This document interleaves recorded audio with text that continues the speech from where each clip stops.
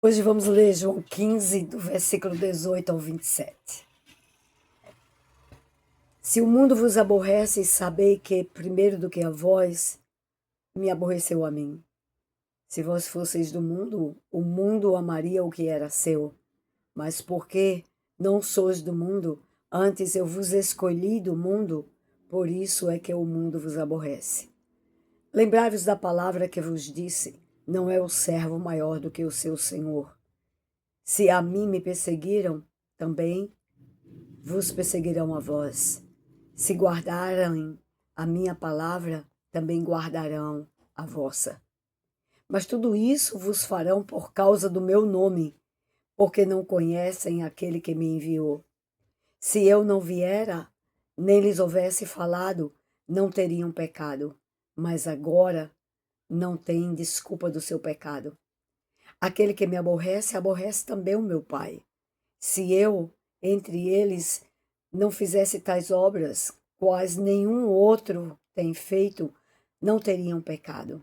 Mas agora viram-nas e me aborreceram a mim e a meu Pai. Mas é para que se cumpra a palavra que está escrita na sua lei: aborreceram-me sem causa.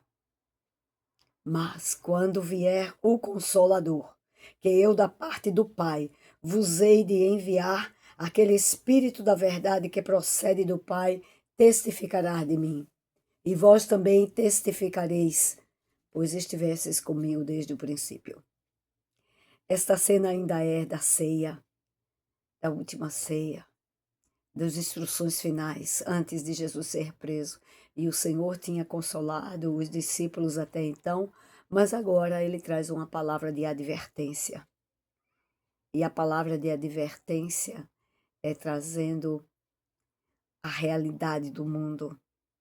Como o mundo jaz no maligno, o mundo aborrece a Deus. E há uma outra versão que não diz aborrece, diz odeia. Odeia a Deus. Porque o espírito que opera no mundo é um espírito contrário ao de Deus, é o espírito de rebeldia.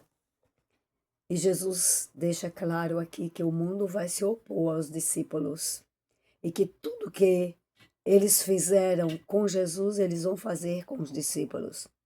Por isso, ele faz lembrar aquela palavra que disse aqui mesmo em João, registrada aqui em João, no capítulo 13, versículo 16, não é o servo maior do que o seu senhor. Significa, o que fizerem ao seu senhor, vão fazer também aos seus discípulos. Jesus estava dizendo que foi fazer comigo, vão fazer com vocês. Como odeiam a mim, também vão odiar vocês. Como rejeitam a minha palavra, também vão rejeitar a de vocês. Porque não conhecem aquele que me enviou. E Jesus faz uma analogia aqui entre o sofrimento dele e o sofrimento que os discípulos vão passar. Mostrando que aquele que não recebe a Cristo, que aborrece, que odeia a Deus, vai também odiar os seus discípulos. E o Senhor fala claramente estas coisas para preparar os discípulos para o que eles tinham que passar. E na verdade, até os dias de hoje, Cristo é rejeitado, sua palavra também. E há até quem odeia a Deus e ao seu Filho Jesus Cristo. Há até a mesma coisa hoje. Porém, o Senhor traz conforto para os discípulos. Ele explica primeiramente, olha, eles não vão ter desculpa, porque eu falei e eu fiz obras que nenhum outro poderia fazer. E nós bem sabemos disso. O Senhor aqui está se referindo à cura daquele cego de nascença, as curas, as maravilhas, a ressurreição de Lázaro não é impossível para o homem fazer. Jesus estava se referindo a isso. E mesmo depois de tudo aquilo, eles não creram. E por isso que Jesus diz, eles odeiam meu Pai. E se odeiam meu Pai, odeiam a mim também. E se odeia a mim, odeia o meu Pai. Há uma conexão pai-filho que é inseparável. E o Senhor lembra um versículo que está escrito, ele lembra a passagem bíblica onde tem esse versículo escrito, versículo 25 aqui, e está se referindo ao que está escrito no Salmo 35, versículo 19. Aborreceram-me sem causa. Se nós formos lá no Salmo, nós vamos ver estas palavras. Exatamente desta forma.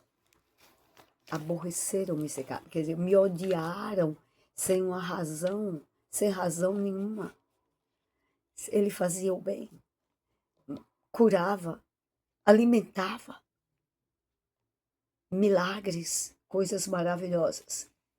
E aí o Senhor traz o conforto para os discípulos. Diz, mas quando vier aquele Consolador, que da parte do Pai há de ser enviado, vem da parte do Pai, o Espírito Santo, o Consolador, é o Espírito da verdade. O mundo não tem a verdade. O mundo se opõe. E ele diz, ele procede de mim, do meu Pai. Ele testificará de mim. Então aqui nós temos mais uma função do Espírito Santo. Testificar de Jesus. Testificar da palavra. E aquele que anda com Deus sabe que o Espírito de Deus testifica da verdade, da palavra.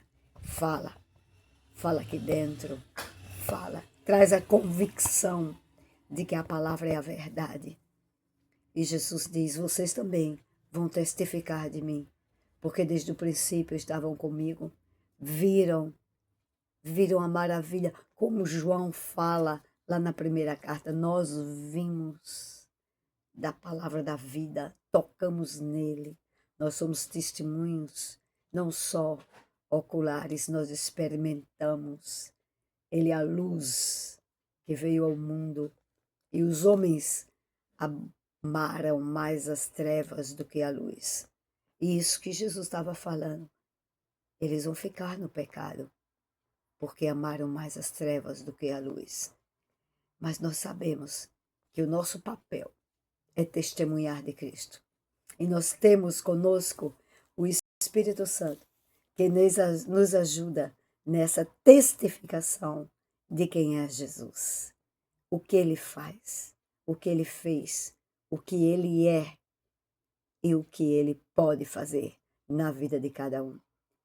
A testificação vem da parte de Deus, pelo Espírito Santo que em nós habita. A Ele a glória para sempre. Amém.